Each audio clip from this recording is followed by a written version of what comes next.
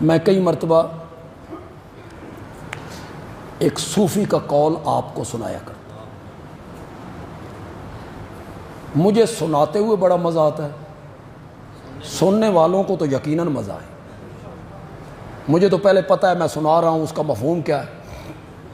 عام میں سے بھی کئی لوگوں نے سنا ہوگا، نہیں سنا وہ سنے ذرا۔ یہ جو تصوف ہے، خانقاہی نظام، کون سا نظام؟ خانقاہی۔ اللہ اللہ سکھانا کسی زمانے میں یہ بڑے عروج پہ تھا، بڑے بڑے لوگ تھے، عظیم لوگ تھے۔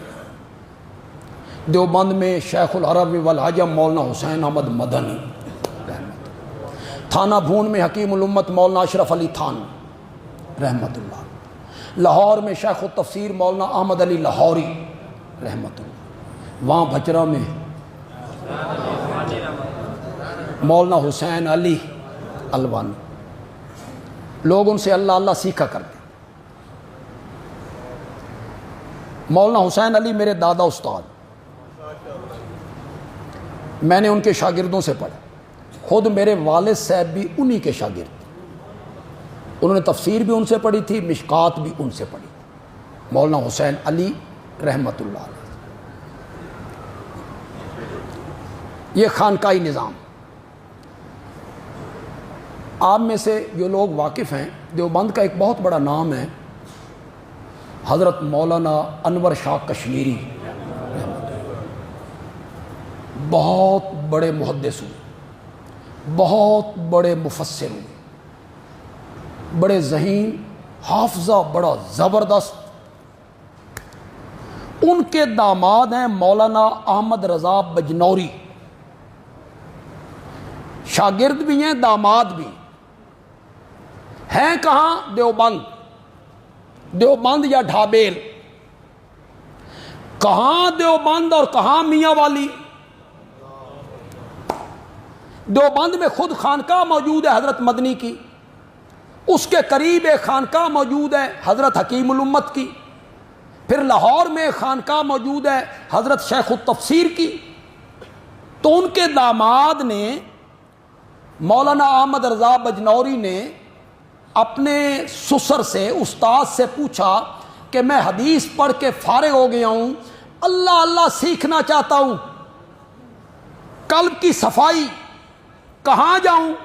تو مولانا انور شاہ کشمیری نے انہیں وہاں بھچرا بھیجا تھا کہ کہاں چلے جاؤ وہاں پر۔ جب یہاں وہ پہنچے تھے اور ڈیرے سے باہر مولانا حسین علی سے ملاقات ہو، یہ تو جانتے نہیں تھے، انہوں نے کہا جی مولانا حسین علی سے ملنا ہے۔ انہوں نے فرمایا آؤ۔ بڑے سادہ سے، پتہ نہیں چلتا یہ اتنا بڑا عالم ہے، گئے، بٹھایا، کھانا لے کے آئے، لسی وغیرہ لے کے آئے۔ انہوں نے کہا جی میں انہوں نال ملنا، تسی کڑے رپڑے پہ گئے ہو، مولانا حسین علی سے ملواؤ نا۔ فرمایا حسین علی مجھے ہی کہتے ہیں۔ پھر وہ یہاں رہے۔ یہ خانقاہی نظام تھا۔ اب یہ سب رخصت ہو گئے، ہن کسی دے پیچھے نہیں بھجنا، بھائی بیعت کرنی ہے جی تے فلانے دے پیچھے، نو نو نو نو نو۔ اب ہر ماڈل کی نئی گاڑی خانقاہ والوں کے پاس، مربع زمینیں ملیں خانقاہ والوں کی۔ مرید بیچارے دے دے کے غریب ہو گئے تے پیر صاحب وہ گاڑیاں مرید دے رہے ہیں، زمینیں مرید دے رہے ہیں، پیسے مرید دے رہے ہیں، کپڑے مرید دے رہے ہیں، مٹھائیاں مرید دے رہے ہیں، تحفے مرید دے رہے ہیں۔ پتہ نہیں انہاں چوں مشکل کشا کون ہے، مرید یا پیروں کی مشکل کشائی کون کر رہا ہے؟ مرید کون دے رہا ہے؟ اب کوئی نہیں ہے، مت بھاگیے کسی کے پیچھے، ختم ہو گیا۔ وہ ایک نظام تھا، دل پہ ہاتھ رکھ دیا کرتے تھے تو دل بولنے لگ جایا کرتا، انہیں دنیا کے ساتھ کوئی تعلق نہیں تھا، مرید کی جیب پر نظر نہیں تھی، اپنی طرف سے کھلایا کرتے۔ تو تصوف ایک فن ہے، اس کی کتابیں میں نے بھی ایک دور میں پڑھی تھی کہ تصوف کیا ہوتا ہے، اس کے حق میں بھی اس کے خلاف بھی۔ اس میں ایک صوفی کا قول پڑھا، بس مجھے پسند آیا، میں کئی تقریروں میں اسے بیان کر چکا۔ وہ صوفی کہتا ہے زمین سے جو پہلی کونپل باہر نکلتی ہے، کونپل ہماری پنجابی میں اسے سٹا کہہ دیتی، پہلا پتا کونپل،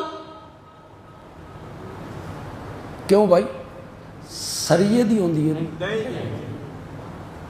سریے کے جڑے چپ کر گئے توڑا کی خیال ہے بھی سریے دی ہوندی، پھونک مارو نا پھونک دوسری طرف جا لگے، بالا کوٹ کی پہاڑی زمین ہو، ناران کاغان کی پہاڑیاں ہو، اس نرم و نازک سٹے نے سخت زمین کا سینہ چیرا اور باہر نکل آیا،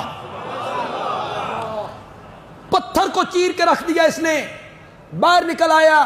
صوفی کہتا ہے کبھی تو نے دیکھا یہ مشرق کی طرف منہ کر کے نکلاؤ، مغرب کی طرف منہ کر کے نکلاؤ، شمال کی جانب منہ کر کے نکلاؤ، جنوب کی جانب منہ کر کے نکلاؤ، نہیں، یہ کونپل اور سٹا جب بھی زمین سے نکلا سیدھا آسمان کی طرف رخ کر کے نکلا۔ صوفی کہتا ہے اسے کونپل اور سٹا نہ سمجھ، شہادت کی انگلی سمجھ،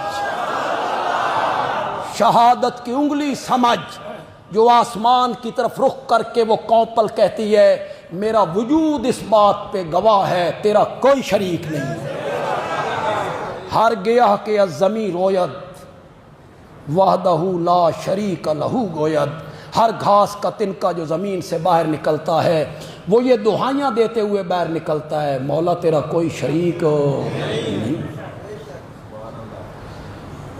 اس کائنات کی ایک ایک چیز جو اللہ نے بنائی، یہ زمین آسمان ستارے چاند سورج، یہ اللہ نے اپنی توحید پر بطور دلیل بنائے، بطور شاہد بنائے کہ یہ چیزیں شہادت دیں اللہ کی توحید پر، اللہ کی وحدانیت پر۔